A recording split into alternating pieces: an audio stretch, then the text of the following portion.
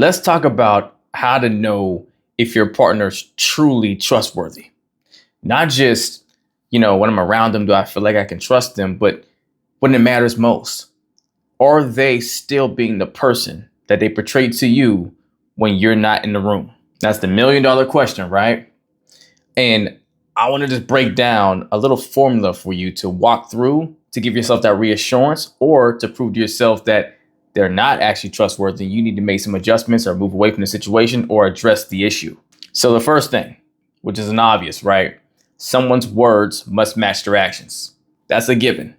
But the thing you have to get clear on first is, what does someone being trustworthy look like in practice? What are the actions that communicate this person's being trustworthy? And I'm gonna give you a little secret. The core answer to it is coming back to, what does it look like when you're being trustworthy? You're your best vetting system. So get clear on, what are your mannerisms? What are your characteristics? What are the things you do? How do you handle certain situations? How do you respond to certain questions? Or, how do you respond in certain moments that reflect someone being trustworthy? And after you identify and articulate what you being trustworthy looks like in practice, then write why those things are the things you do to make you trustworthy, right? Why is the way you respond, the way you speak, the way you handle the circumstance or whatever, why is that the thing you do?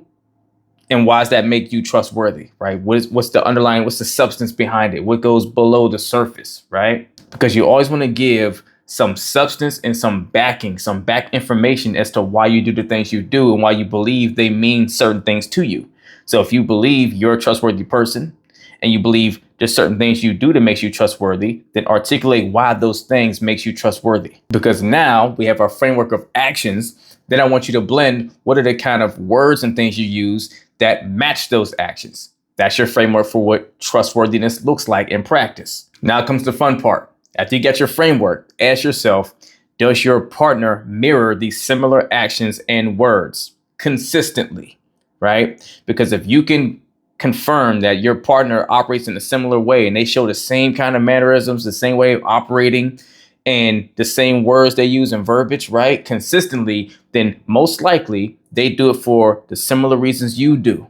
So that means you should have gotten clear on, what are the small things? What are the other characteristics and things I do? What are the other ways I operate that reflect in these actions I do whenever it comes to me being trustworthy? And does my partner mirror and do similar stuff in the way that they are as an individual, right? Because you don't have to have someone doing the same exact things you do. Maybe they're their own person, but it should still be relatable to the way you operate because you are being a trustworthy person. So they should emulate something that feels familiar in the way they operate as well. So does what they're doing match their words consistently, right?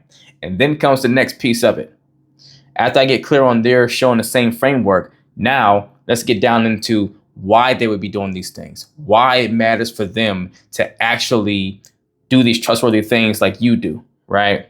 Why are they doing these things that honors your relationship, right? Why are they doing these things that honors respecting you and so forth, right? And that starts getting into, what do you mean to your partner? See, it's real easy to question your partner being trustworthy, whether they're doing something messed up or cheating or whatever, when you're not really clear on what you truly mean to them. And if they are aware of what you mean to them, and if they actually appreciate you the way that you appreciate you and know that they should and do. Because when you lose sight of this, it's real easy to get in your own head with insecurities.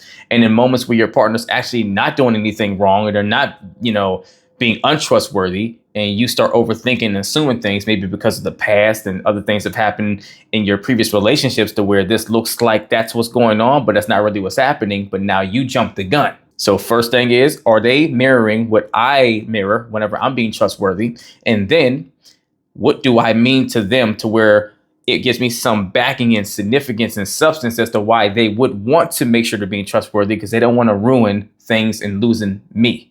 Then go to the third and last tier, which is beyond them mirroring what I do, which says they're being trustworthy, words and actions consistently, beyond what I mean to them to where I know they wouldn't want to ruin things. And I can think of the way they operate, how they invest into me, how they pour into talk about our future and all these things that goes along the support that they actually value me. So they wouldn't want to break the trust. Then the last tier goes, what are their values and principles that would give me that last piece of confidence that they really are a trustworthy person that I can believe in and trust in blindly when they're not in front of me.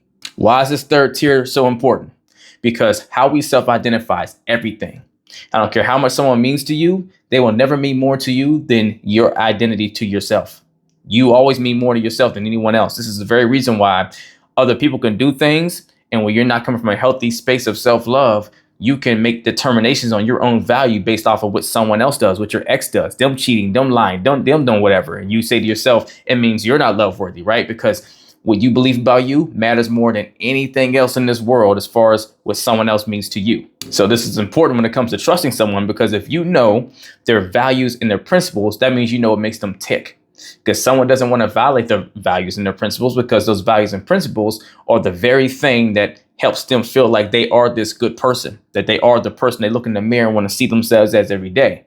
So if they always live a life of violating their own very values and principles, they're going to feel horrible, and it's going to reflect in their actions, right? They can't function that way. So ask yourself, what are my partner's values and principles that align with what I'm seeing for them acting and operating in a trustworthy way?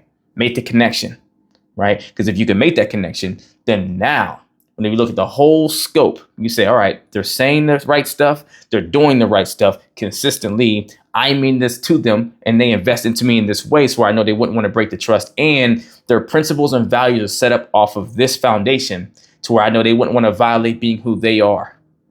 Boom. That's your framework. Now, if you have not seen the things you need to see, that gives you that confidence, you don't know what their principles and their values are, or you don't know what you mean to them and don't have evidence to support what you mean to them, then now it's going to be a hard time trusting your partner blindly. So if you don't know these things, get clear on what all those are. You piece them all together, and then you put them over your partner as a framework and say, hey, are they modeling all these things? Do they all line up? Then now you can blindly trust your partner. Guarantee it. If you need help building that level of trust, right, to trust yourself, to be able to trust them, I'm here for you. DM me coaching, and we'll get to work so you can have the relationship you deserve. Let's get it.